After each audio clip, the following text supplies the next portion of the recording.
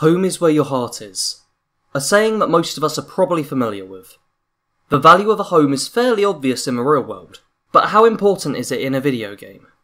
In today's episode of Wanderer Wednesdays, I want to discuss the topic of player homes in open world games.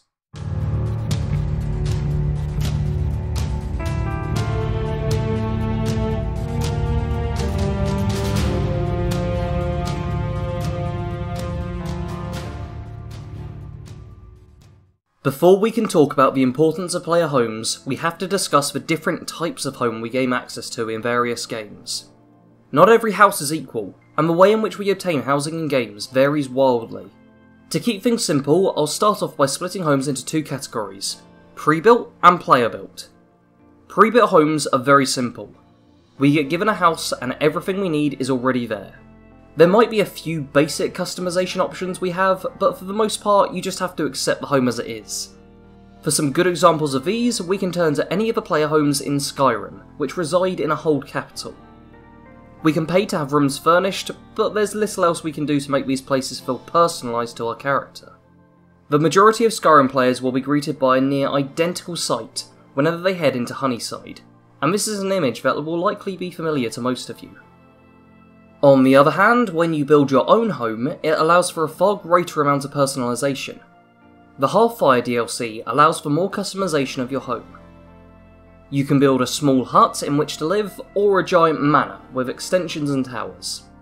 When you take a look at the interior, there's even more choice. Do you want to be purely practical and just focus on getting all the crafting stations done, or does decoration matter more? Hang up some hunting trophies, add a bit of furniture, and maybe even hire yourself a bard. All of these help a great deal to personalise a home, and make it feel less like a location where you simply store your gear so you aren't constantly over-encumbered. Despite the added customisation, it still becomes apparent that the Hearthfire homes give you very limited options. Each workbench only allows for a dozen or so options, and you don't get to choose the placement or overall layout of where items go.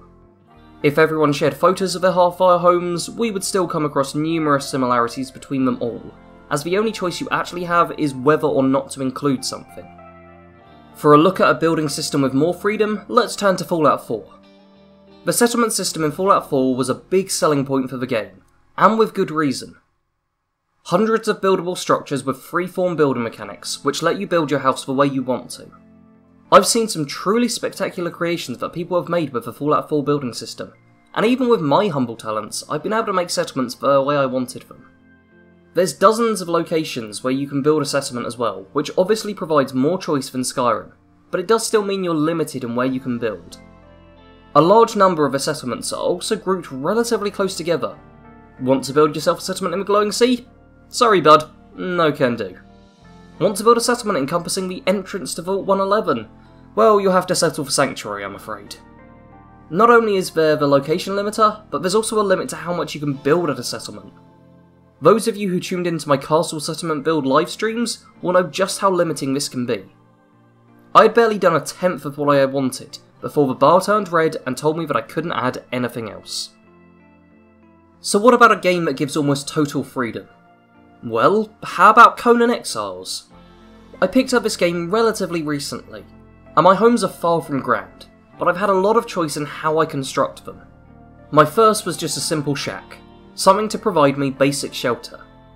Next, I tried building myself a longhouse, and I think it came along nicely. Problem was, it wasn't close to the materials I needed, so I went and found a better location and started building there. And you know what? The game just let me. Near total freedom in where I could build and what I wanted to add to the structure. I might not be much good at building, but at least I got to personalise things my own way.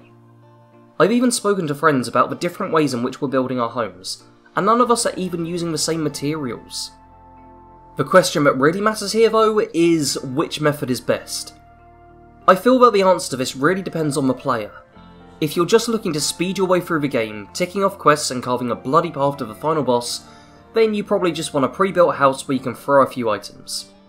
On the other hand, if you're looking to get the most from a game and want to take your time making the journey feel personal to you, then you're going to want more customization available, so the more options open to you, the better. For me personally, I've enjoyed the building in Conan Exiles more than any other game. The main reason I'm playing that game is to just build some really cool structures, as the process is just so damn satisfying. In this game, the player home is the most important part of the game.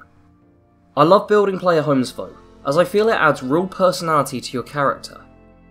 In my Skyrim survival mode run, I spent multiple episodes focusing around building Lakeview Manor, even though I knew I wouldn't be spending much time there overall. If I was doing a completionist run of the game, then a well-built player home would be a priority for me, as I love having a safe haven to head back to that I can call my own. What's your opinion on this all though? Do you enjoy the process of building yourself a home, or would you rather just sprint past all of that? Let me know in the comments below. If you like this kind of video, leave me a like, and feel free to share the video too, in order to get a discussion going with your friends. As always, thanks for watching. Sarge out.